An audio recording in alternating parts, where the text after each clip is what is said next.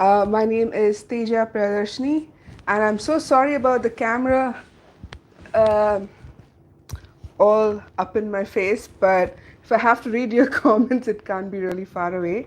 So I hope you can excuse me and join in if you haven't already. I'm just waiting for people to join. I have to read your comments, it can't be really far away. So I'm just going to probably do this while looking at my iPad as well so that I can see all of your comments in the live here. Um, hmm, let's see how I can do that though. Yeah, all right. I hope this is fine and this is not creating any issues for anybody. If you guys are seeing me now, then please give me a thumbs up, leave me a comment so that I understand that this is on and this is live. Um, all right, let's start. I guess I'm gonna look at the comments a little later once they start coming in.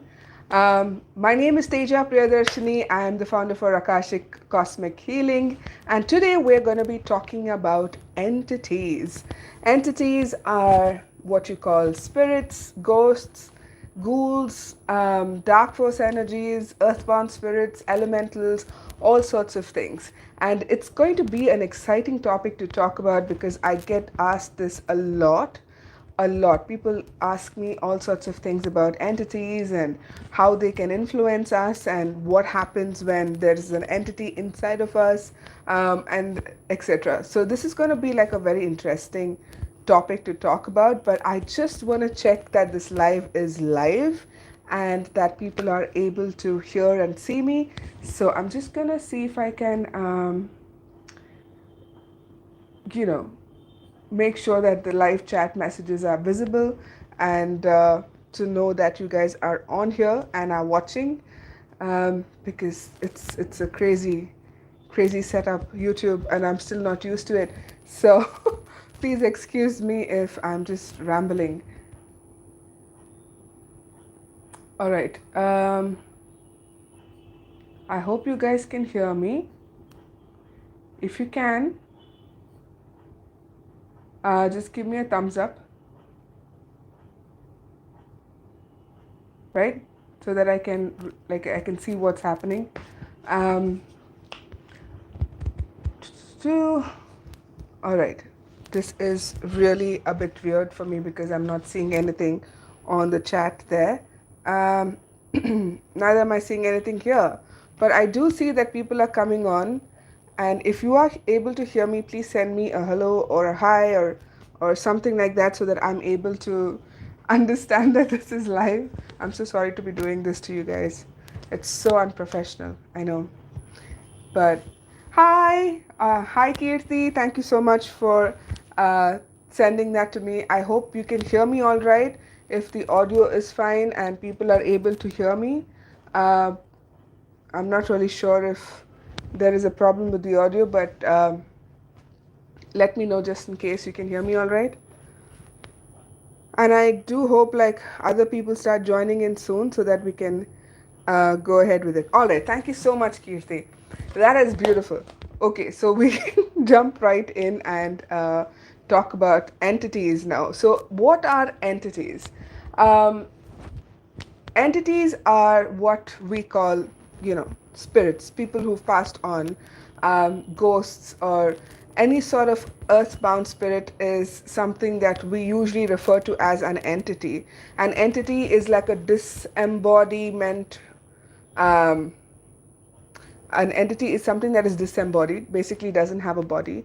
And most entities, right, most of these spirits that we talk to or communicate with, they are not aware that they don't have a physical body anymore, and they continue to live their life like they as if they do.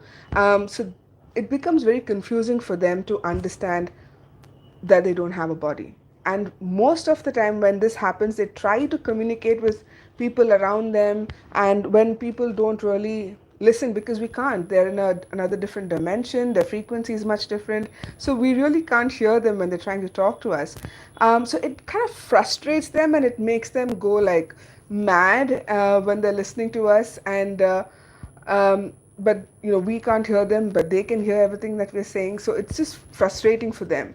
And when this frustration builds, the energy starts to build around them, and that is when we sometimes hear voices, or sometimes we see things moving around in the house. All of this happens when they're able to build up enough energy to make a difference, to like physically move something, or say something, so that you can kind of pick it up. And a lot of people who do these ghost busting kind of activities, I'm sure you must have watched a TV serial where people go around looking for spirits and trying to communicate with them, and they use all of these devices where they try to record the audio of these spirits, and sometimes you can actually hear them on that audio recording.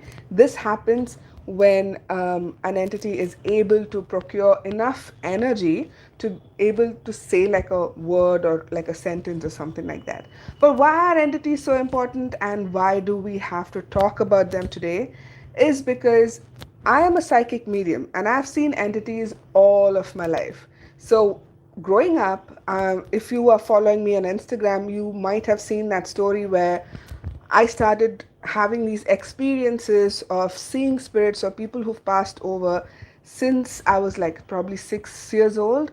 And these encounters have left me feeling like, whoa, like this is some scary stuff, right? Because not everyone can understand entities or see these entities and kind of communicate with them. So it becomes very difficult for us when we start seeing entities and people around us are like, oh, you're imagining stuff. This is not real. This is all in your imagination. When they say things like that, it makes it so difficult for us to believe in what we're actually seeing. But growing up, I didn't know I had this ability to see spirits and to be able to communicate with them and talk to them and understand what it is that they're doing there. So I learned it the hard way. I kept scaring myself everywhere I went. I would see spirits everywhere I went. Even if I was on a vacation with my friends, we would have paranormal activity happening. And, it got so intense that at one point I thought I was actually hallucinating and having like probably a brain tumor or something like that. Whereas I was seeing these disembodied spirits that we call entities, or earthbound spirits, that were just confused. They didn't know they were dead. They didn't know what they were doing there. They were stuck in a time loop. Sometimes, when something traumatic happens, these time loops are formed or imprinted on the ether. And those of us who are sensitive can see these time loops repeating themselves over and over again like a pattern. So there was this one time I remember, I was living in Hyderabad and I was in this very dingy apartment because I was moving hostels, and I decided, like, why not rent an apartment instead of living in a hostel?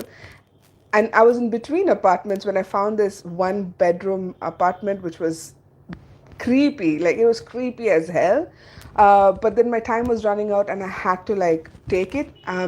So I lived there for like a few months, but those few months were horrifying to me because the hall, the living area, the living room, I just could not go into it. Like, I would just enter the apartment and I would just run into the bedroom. There was something about the hall that made me feel extremely creepy, and I felt like nobody should ever spend any time in that hall. So I lived most of my life in the bedroom and the kitchen, and they were very close to I mean, they were literally next to each other. So I was very happy being in that bedroom. And every night, the moment I turned the lights off, I would see like a silhouette of a lady, of a really overweight lady sitting on the foot of my bed, and two little children playing around my bed. And that lady was not facing me, she was facing the children. And it was a timestamp or a time loop that it kept repeating itself over and over again. And these kids were blissfully playing about my bed, and this lady was just watching them but it horrified me. I could not sleep because I was so scared. I was like, oh my god, what is happening here? Like, am I making this stuff up? Like, what is this? What am I watching right now? And when I had friends over, they would have all these weird encounters. Especially one of my friends, she insisted that she would sleep in the living room, in spite of me telling her, please don't. I don't know why, but I don't want you to sleep there. But she said, no, no, it's fine. I'm going to go and put a mattress there and I'm going to sleep there instead. Every time she would use that living room to sleep, she would come back the next day and tell me, I had the most weirdest dream. I felt like there was somebody doing black magic on me, and they were putting all this, those haldis and turmeric and other sorts of, things on her. And I said, is it? And then she said, in the middle of the night, I literally felt somebody hold the mattress and jerk the mattress to the middle of the room. And she said, I woke up with a start and nobody was there. And I said, mm hmm. Because I knew something was there. I knew something very creepy was happening there. But you couldn't really tell anybody what you were feeling or seeing because nobody believed you back then. Everyone thought, oh, you must be, hallucinating, or you've got some mental illness, or I heard them all, right? So what happened was I wanted to change that apartment desperately, but I wasn't allowed to leave because the entities in that house didn't want me to leave. And maybe they needed some sort of help from my side, but I just didn't know what to do or how to give them that help. So I just continued living in fear for those 3 months or 4 months I stayed there because I couldn't sleep in the nights as I was watching these kids and that lady, playing about. And then, the hall was another scary situation for me. Whether it was daytime, nighttime, it didn't matter. I would not step into the living room. Um, so then I started, panicking a bit and thinking that what if I see entities everywhere I go? And what if I'm, someday I'm possessed by something and I'm not able to shake it? Because how many of you in India have heard of at least one possession story, right? At least one person would have heard of someone else being possessed or reading about it in the newspaper and stuff like that. And it's scary when you come to know about people being possessed. So I really got really, really, really scared. And then I started seeking help. I started seeking help from people who knew how to manage these things. And I would ask my universe, my guides, to just make it stop. Like, I didn't want to see spirits anymore.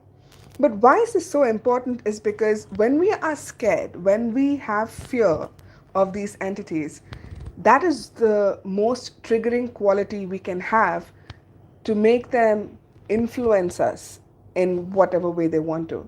If you're scared of them, if you have fear for them, that is like inviting them home, you know, saying that, hey, you know what, come on in, I'm scared and you can have me right now. And that is not what you need to do. You need to just know that you, in your human body, are much, much, much more powerful than any of those entities out there. They cannot influence you or hurt you or possess you or do anything else if you are protected. If you tell yourself, I am protected and I am strong, and nothing apart from my soul, nothing else has permission to enter my auric fields or my body or my physical body or my other ethereal bodies, nothing. Right? So your intention is very, very important. Having a very clear intention and setting that intention will do half the job. But there are times when these entities can influence us. That is when we have like a traumatic event in our life, we meet with an accident or have a heartbreak, or we are assaulted, or something happens which makes us break down and brings our morale down. And when that happens, our auric energy field tends to fracture. And when it fractures, it gives these entities permission to attach themselves.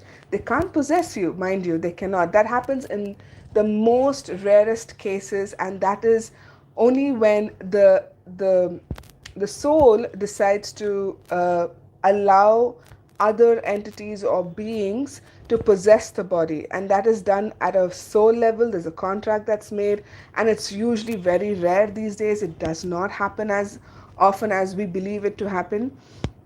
But these earthbound spirits, or these other entities that are around us, can influence us when we have like a major traumatic event, when we say we've lost somebody, we're grieving for them.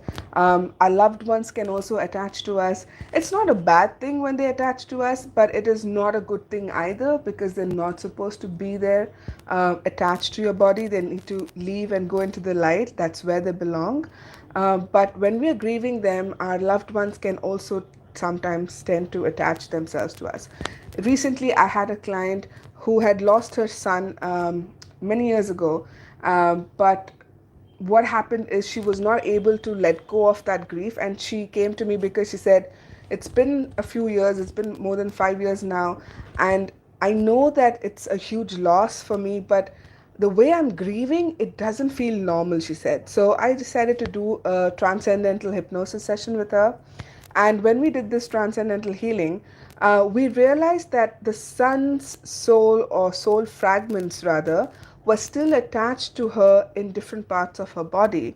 And when we were doing that transcendental healing session, we realized why he didn't want to let her go and what he wanted to let her know.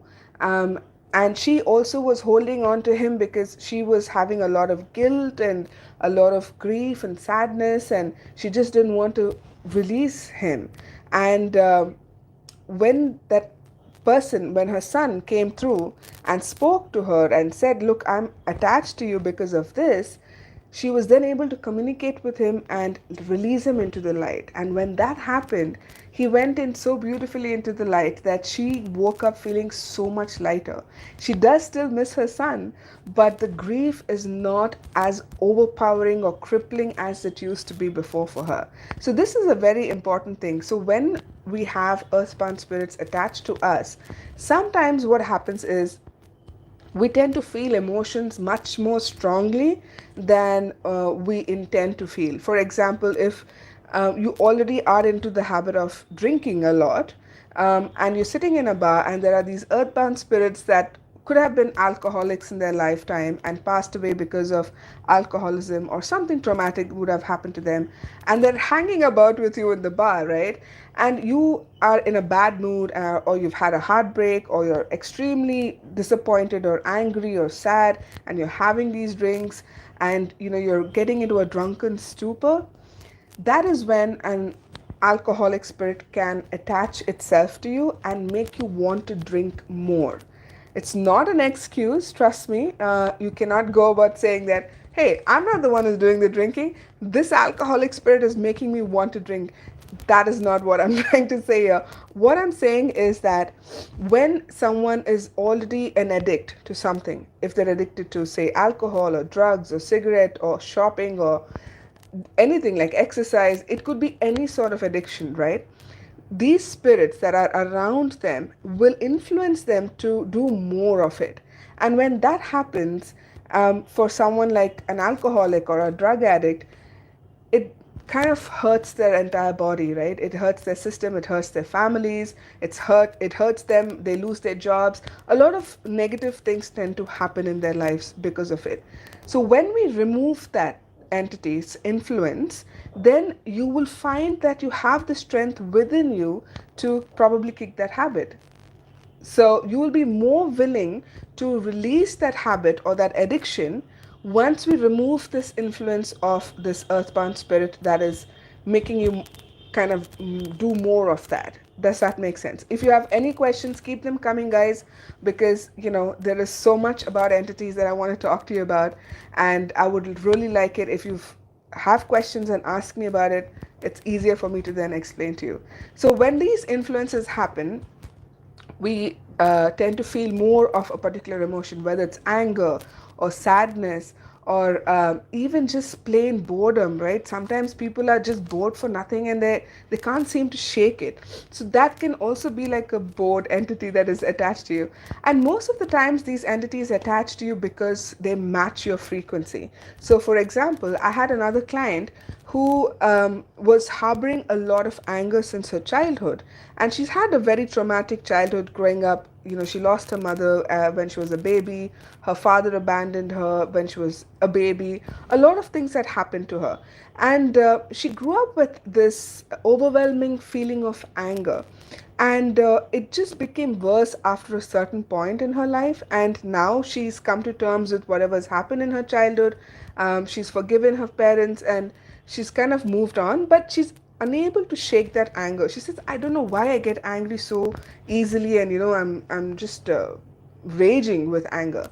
And when we did her transcendental session, we came to know that there was this earthbound spirit that was attached to her, because when that earthbound spirit had died in an accident, just before that, he was a very angry spirit.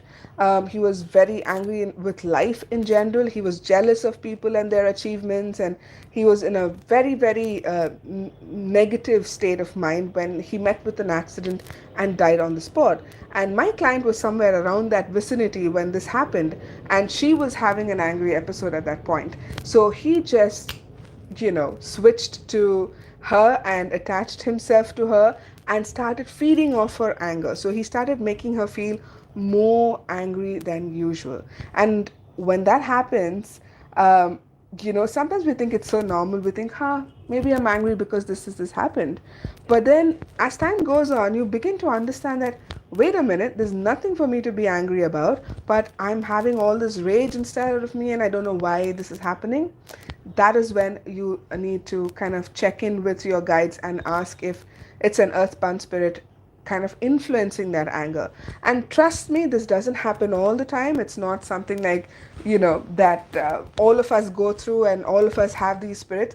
We do. Like, I'm sure I might have some earthbound spirits. In fact, when I did my session, I had a couple of earthbound spirits inside of me because I apparently opened a portal for all lost souls to come and seek refuge.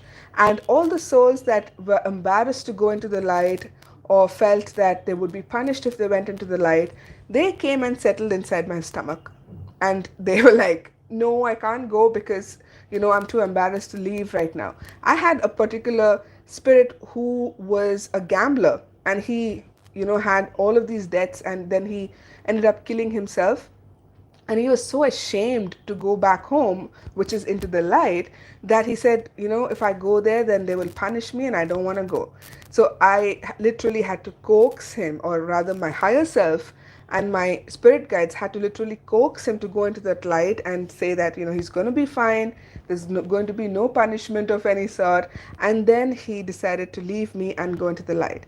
And then my spirit guides decided that I no longer need to be that portal for all of these earthbound spirits, so they closed that portal down for me. But again, it's very different from person to person. Everyone does not have to go through that. I think I have a question coming here. um, can entities also be spirits of dead people too? Yes, they are mostly spirits of dead people. When I say earthbound spirits, they are spirits who've had physical bodies as humans on earth before they moved on into the spirit realm, right? So they're what we call earthbound spirits. Then there are something called dark force energies. These are energies that are always around. So when there is good, there's bad in the world. So we live in a world of duality. So when there is good energy, there's bound to be heavier, denser energy. So I don't want to call them dark force energies because they kind of make it sound like they're very evil, but they're not. They're just beings of light giving us the duality picture, right? Because the dark forces, or these entities that are denser in nature, they give us a contrast. They make us choose good from bad. So they're there to give us this information that, hey, we exist, we're the bad guys, but there are also good guys. So they give us that duality contrast.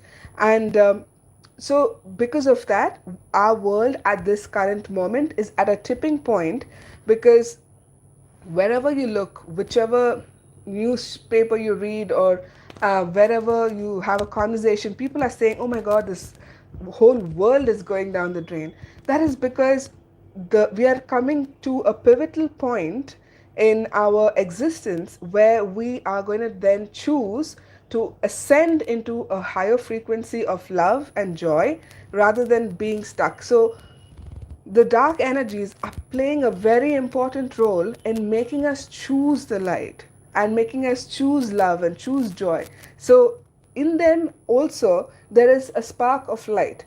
And when they remember that spark of light, they become this light.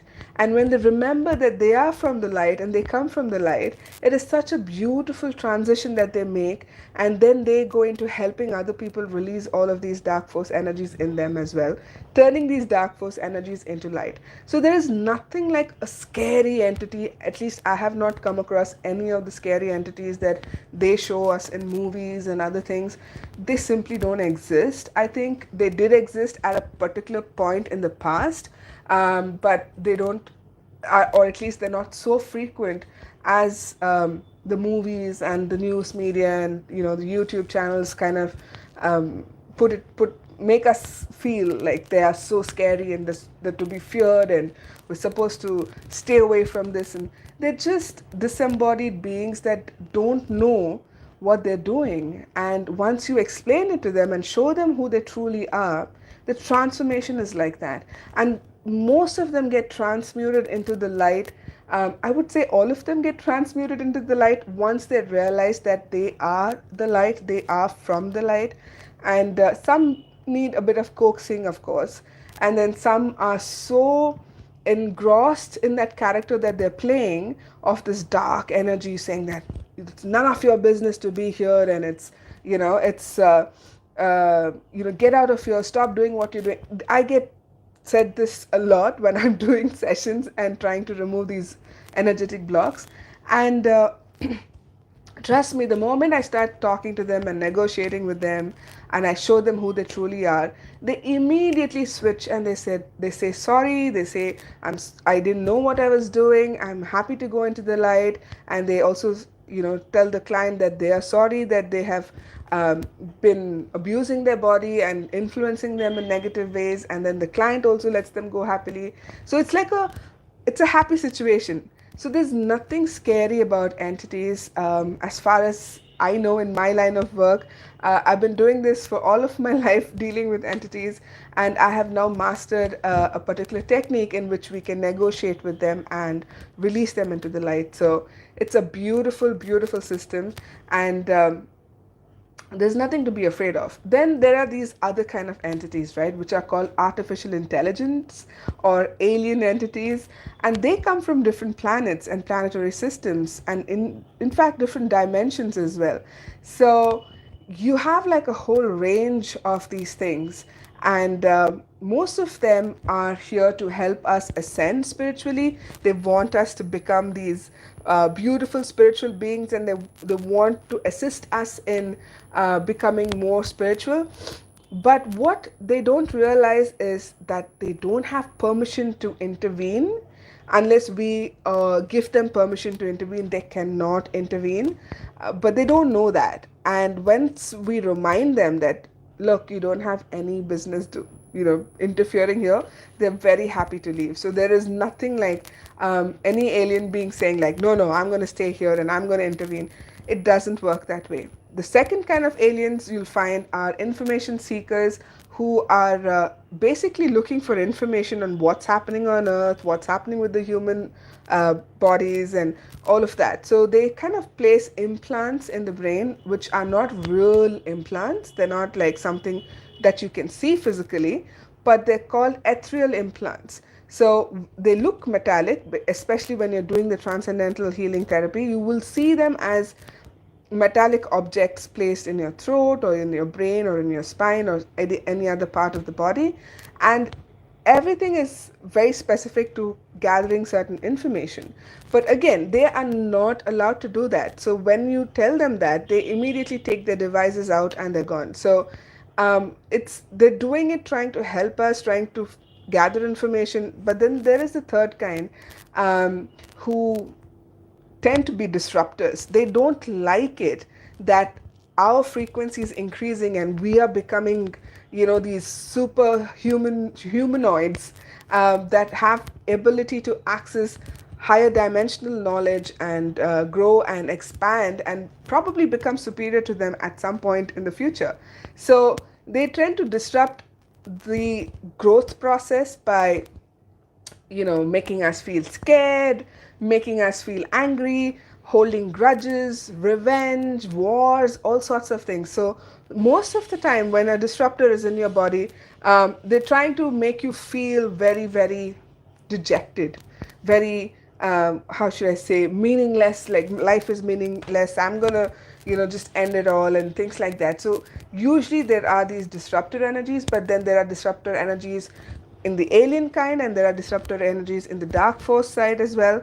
So both of them, again, they're lost beings. They need to realize who they truly are, and once, as a practitioner, I show them that this is what they're doing and this is what they're not supposed to be doing, they're free to go and they happily leave the body. So most of the clients, when they undergo a process like this, feel extremely light in their body and in their minds as well. I can tell you for a fact that when I started this particular work, right, when I started doing all of this, helping people release their limiting beliefs and just basically healing their past life traumas and things like that, um, there was this one phase, like the last 6 months or so, where there was this intense self doubt.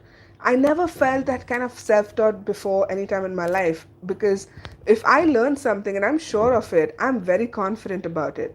But at this particular juncture in my life, I had all of these self doubts coming up and telling me things like, I'm an imposter, I'm not good enough, whatever I'm saying or doing is all, bogus and it doesn't really work and things of that sort.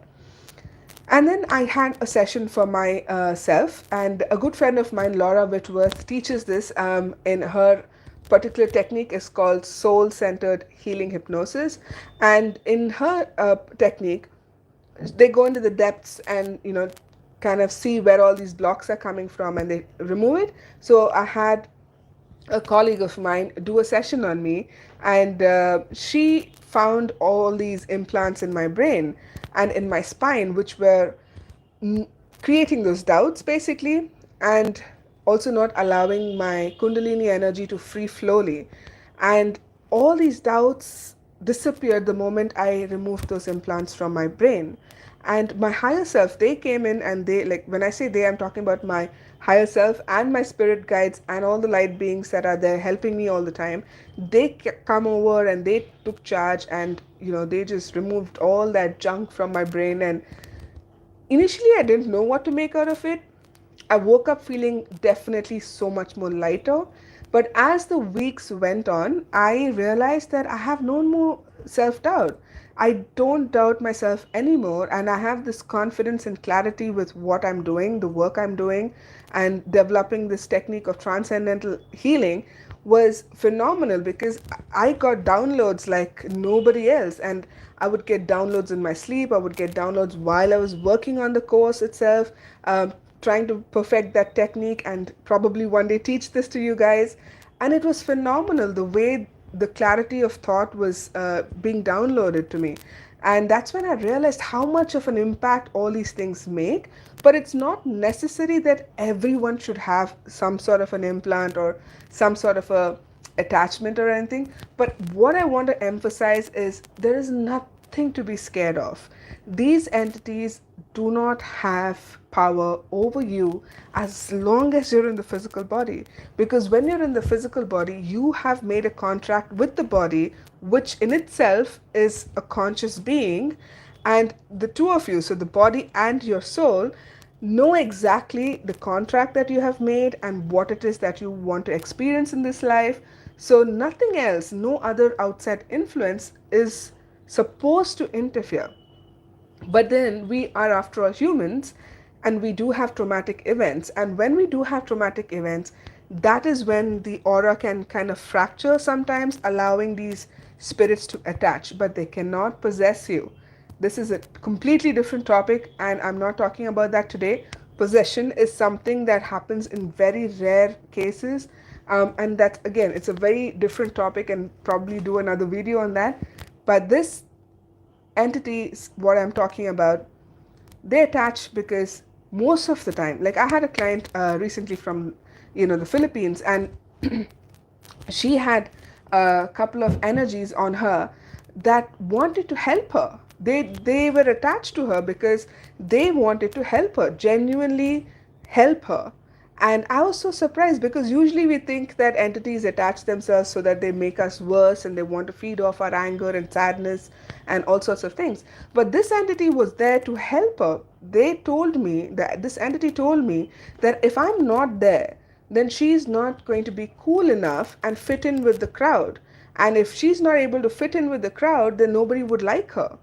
But it was coming from the entity's own lifetime, because this entity was a 9-year-old child who was probably molested and murdered by her own father and dumped in a ditch to die.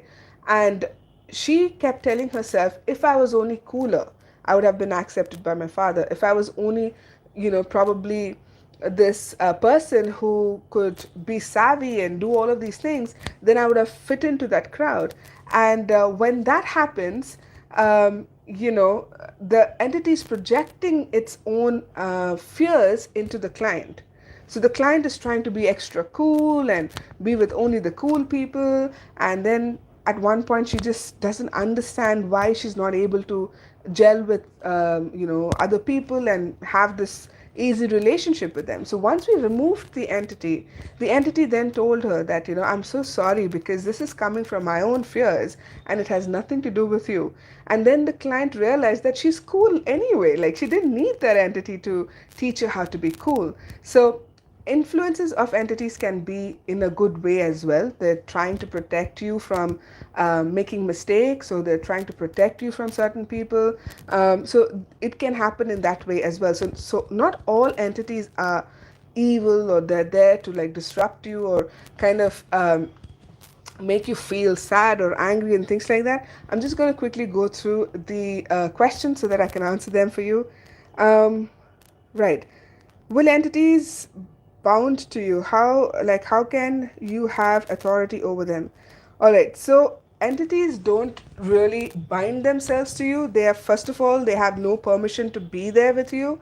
So you can simply, if you're someone who meditates every day, you can simply do a body scan, and if there is any sort of like a denser feeling in your body, you can just ask that part of the body, what is it about this denseness that I need to know? So sometimes you get information, sometimes it can tell you if it's just like an ache or a pain or something that you were feeling, an emotion that can get stuck and become dense.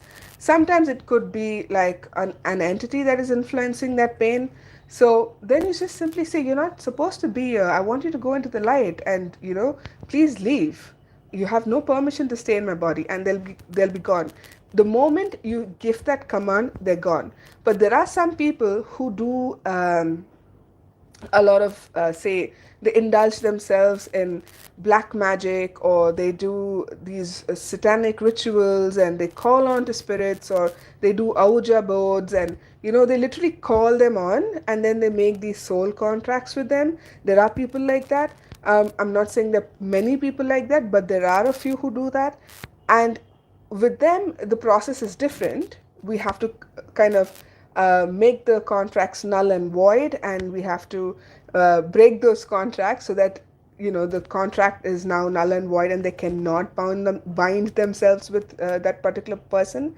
But that is also doable because that contract is not valid on earth. Any contract like that, a spirit making a contract with a human, is not valid on earth. So it's just that the human needs to recognize that, and when the human recognizes that in this particular session, that contract becomes null and void, and that spirit has to leave. It cannot linger any longer with them. And I think there's a second part to that question, which how can you have any authority over them? You just simply say it. You just say that you have no business being in my body, and I command you to leave right now. And you can probably ask for help with your spirit guide. So if you believe, say, in Jesus Christ or Shiva or Allah or, Muhammad, whoever it is that you want to call forward, bring them forward and tell them that, can you please take this particular entity out of me? I don't want it anywhere in my vicinity or in this reality ever again. So they will come and they will do the work. All you need to do is command your spirit guides, because the spirit guides are waiting for you to say this to them, to give them a command, because they cannot interfere either. You see, it's not just the entities or the spirits, even your spirit guides cannot interfere if you do not give them permission. That is the law of this earth.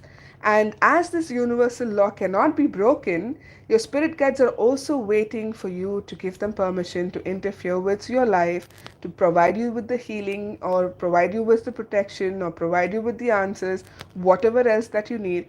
But you have to make sure that you say, only the guides who are here for my highest good and highest good alone are welcome. The others can leave. Only the spirit guides who are here for my highest good are welcome. Everyone else or anything else can leave. Because they can be entities that can masquerade as guides. They pretend to be something that they're not. And they can come and saying, oh, I'm so and so's guide, and I'm here to help her. And so there are ways of figuring out if they're actually guides or not. Again, this is something that I do when I do these sessions, but most of the time you can release these entities without any problem. um, okay, so what is a portal, and what is the opinion on people being possessed by certain deities? All right, so first of all, a portal is an opening through dimensions where energy can flow.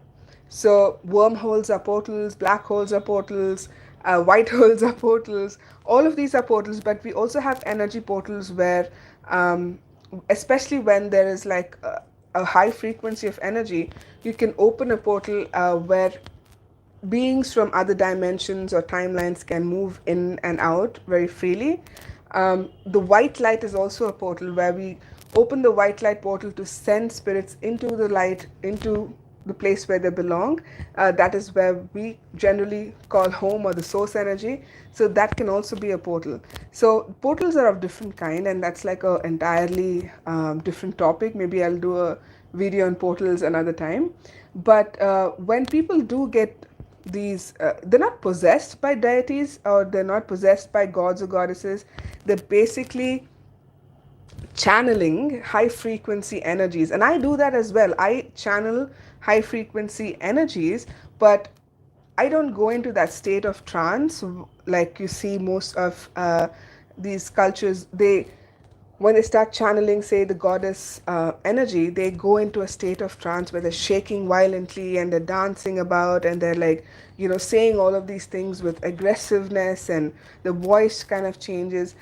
That is a type of channeling which is called, in mediumship, it's called, oh, I forgot.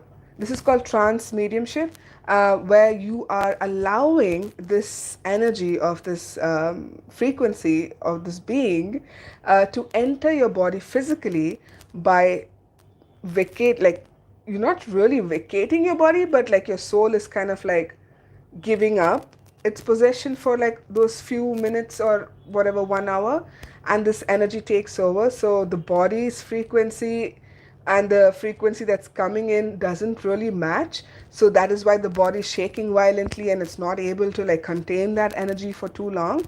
So these are very brief channelings that happen, that they come in and they go out within like half an hour or 1 hour. They don't stay for too long. But what we do is, when we channel beings of light, we make sure that our body frequency can match the channeling energy of the beings that are coming through.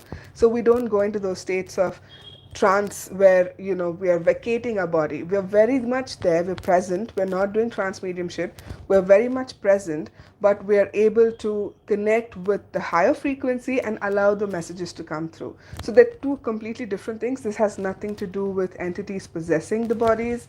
So this doesn't come under ghosts or spirits or things like that. All right, so do entities feed on your anger and sadness, like you said, and where do they get their energy from? So you're basically feeding it. Suppose if you are an angry person and there is an energy around you or an entity around you, where, by the way, you need to understand, I'm sitting here and there are like a lot of entities around me right now. And I'm not saying this to scare you, but because we have multiple dimensions right next to us and they are vibrating at higher frequencies than your eye can see. So when you cannot see them, that doesn't mean they don't exist. They're right here next to us, watching us at this very moment. So when there is an earthbound spirit, which are basically humans who have passed over and they are not aware that they have passed over, they are also hanging around in our vicinity. So when you get into these angry fits, right, what happens to your auric field? It cracks because these frequencies of anger are dense frequencies, frequencies of sadness, anger, what else? Grief, anything that is heavy, it tends to pull your energies down. It doesn't make you feel lighter. Even for now, like just for this second, right? When you close your eyes and think of anger, how does it make your energy feel? Does it make it feel contracted or expanded? And when you think of laughter, does it make you feel expanded or contracted? This is the measure in which you can know or tell if a particular emotion is high frequency or not. And that is why it is so important to be in a high frequency all the time. Because when you're in a high frequency, these denser, lower energies cannot attach themselves to you because it's an energy mismatch, you see. So, unless you're vibrating at the same frequency, these energies cannot attach themselves to you. Again, attachment is separate from possession. It doesn't mean that they have permission to get inside of your body and, kind of control it. Attachments are something that happens on the outside or probably very close to your physical body, but they are influencing your emotions in a way that makes you get more angry or more sad, or whatever emotion that you're feeling, they can amplify it. Usually it happens with denser emotions like anger and sadness. So if you are an angry person, then you would need to work with releasing those issues, whatever is causing you anger, and let go of it. Because if you don't let go of that anger, you're going to keep attracting these, energies. So even if I do a session on you and I say, okay, we've released all of these angry spirits from your body now, and you're going to feel so much better, and tomorrow you just go about still being angry, because if that is your nature, you will need to work really, really hard to understand what is triggering you and release those triggers, because unless you can do that and stay in a higher vibration mode, you're bound to attract these entities. And I'm not saying that you're the only one. For me, I have gone through traumatic experiences in my life, and believe me, there were times when I checked out of the body. I was literally like, my physical body was present, but my mind was completely absent. It was somewhere else because of the trauma that I had gone through. So I am sure that some of these entities that I had released in my recent sessions could have gotten into me because of that. It could have gotten into me because of the trauma that I've gone through, the physical, the sexual trauma. It could also be because of that my mind not being present and not being aware can also cause that. So it's very important to check your thoughts. It's important to be present with your body, with yourself, love your body, love every part of you, love this energy that you are, so that you are always vibrating at a higher frequency. So once you're at a high frequency, none of these entities can attach themselves to you because you're basically energy mismatch, right? I hope these answers your questions, and if you have more, please keep them coming. we're also running out of time. I guess we're at 49 minutes now. Uh, so we'll end very soon. Thank you so much for watching. And if you have more questions, I would like to answer them. I'm just looking at the iPad here so that, because you know what, these comments keep coming and disappearing on my screen, so I thought I should just look at the iPad instead to check what your comments are. It's easier that way for me to answer them.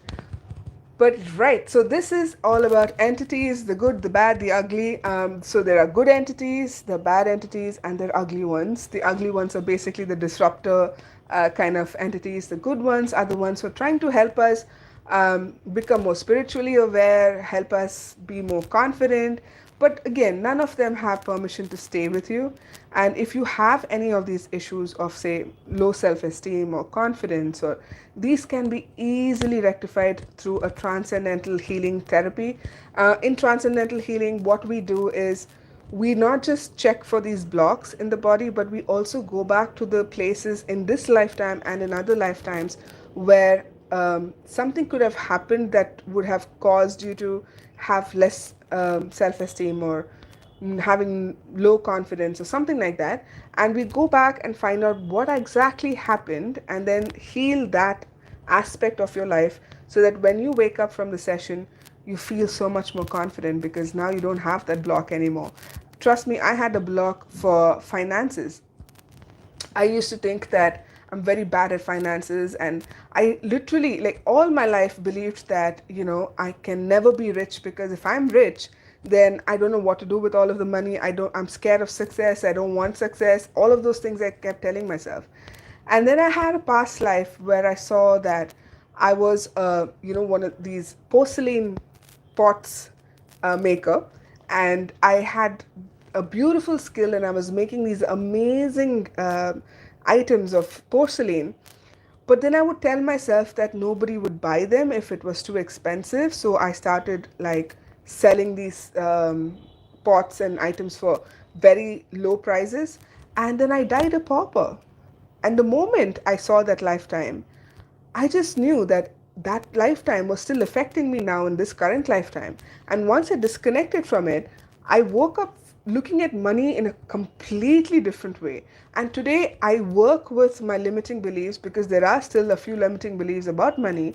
But through these hypnosis sessions, through my other healing modalities, I constantly work on myself and release these beliefs and overcome them, so that I'm more confident when it comes to money. So you could have like a lot of things happening to you which can be released through a simple hypnosis session or a transcendental healing session. So think about that, and you can read all about it in my website too.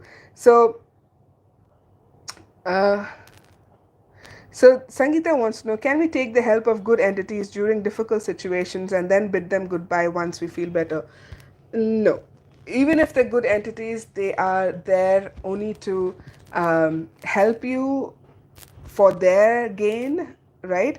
So I'm talking about entities here. Spirit guides, on the other hand, are your go-to team. If you want help, you need to call onto your spirit guides or your angels or your ascended masters, whoever you know are of higher frequency. And even when you're calling them, you have to make sure that you say it with the intention that please come in with my highest good and my highest good alone, because sometimes you have entities pretending to be spirit guides and they're not there for your highest good. So you cannot call on to good entities. If entities, again, I'm talking about earthbound spirits or dark force energies or artificial intelligence or elementals. These are all entities that can influence you for your good, or it might seem like it, but they're not there for your highest good, right? So please don't call on to anything or anyone, even if you think it's your ancestor or your parent or your friend or whoever's passed on. Don't call them in for help. If you want help from your spirit guides, please call them. And even when you're calling them, say, I'm calling my spirit guides who are here for my highest good and highest good alone to step forward and kindly intervene at this moment in my life, because I need help, right? So sometimes, even when we're standing on the road, sometimes, we're stuck, we're not finding a cab or an auto or whatever it is to go home, and we're like wondering when is one coming up, and I'm getting so tired and it's so late, and then you say, please help, oh God, please help, and then somebody comes in and says, hey, do you need a lift, or what are you doing here, and come, I'll take you home, or an auto comes or a cab comes. So this is your spirit guides interfering. So when you give them permission, again, you have to set the intention for your highest good alone, and when you set that intention and call them for help, they will be willing to help you, no matter what. But don't call on to spirits, earthbound spirits, especially if you know also that you have a parent in the spirit form, if you have a friend in the spirit form, if you have anybody else in the spirit form. Don't call them and ask them for help. You can ask them for guidance, again putting the intention, saying this is for my highest good and highest good alone. But again, it would be better if you could call your own spirit guides or ascended masters or angels instead. Again, setting that same intention. I cannot emphasize that enough, for the highest good and highest good alone, because I've had a client who's had an archangel coming through, but the archangel was not what the archangel was supposed to be. So it was very shocking for me to realize that there are entities that can pretend to be somebody they're not. So it's always advisable to not call on to them, and just call on to your own archangels and your own ascended masters and guides, with that intention that I'm calling upon those who are here for my highest and highest good alone, to step forward and help me at this moment. All right, so I hope this helps, and I hope this has been an informative talk about entities. And maybe we should do a Zoom call where I can answer your questions, because I don't like talking for so long all by myself. I love to answer questions, but um, I don't think there are enough people watching it right now. But if you are watching this video in the future, please leave your comments below and I will get back to you as soon as I possibly can. But thank you for all of you who've stepped in to watch this live about entities, the good, bad, and the ugly side to them. I know that you are the ultimate force. You are the divine being, you are the divine creation, and nothing, absolutely nothing, is more powerful than you in the human body. So don't have that fear. There's nothing to fear about entities, okay? And you know what? You should just look at them as blocks. So if you were to personify a block and give them a personality, probably this is how an entity would look like, right? They're not really energies that would affect you in horrifying ways, but they're just there to remind you that, look, you've got something going on, you're not paying attention to it, so we've kind of like popped in to help you deal with it, right? So once you pay attention and get them like cleaned up your system and clean up your auric fields and your chakras and all of that, you're good to go. There's nothing that's holding you back anymore. So a transcendental healing therapy session would really help you doing that. So if you want to know more about that, I'll do another video perhaps next week, to talk about transcendental healing and how that technique came about and what it's all about and what it does. And I'm still trying to get to the second part of it, the transcendental healing part, where we can do so much more with it. I don't want to tell you right now because I want to make sure that it works before I talk about it. But there is this part of transcendental healing which I've been doing since the beginning of this year, which has helped a lot of people heal, and phenomenally, I must say. Every one of them has had transformations happening to them. So if you want to know more about it, I would be very happy to talk about it in another video. Until then, thank you so much, my lovelies, my beautiful phoenixes. I hope you fly high and overcome all of your limiting beliefs or energy blocks and live the best life that you ever possibly can. All right, I'll see you guys again. Bye bye.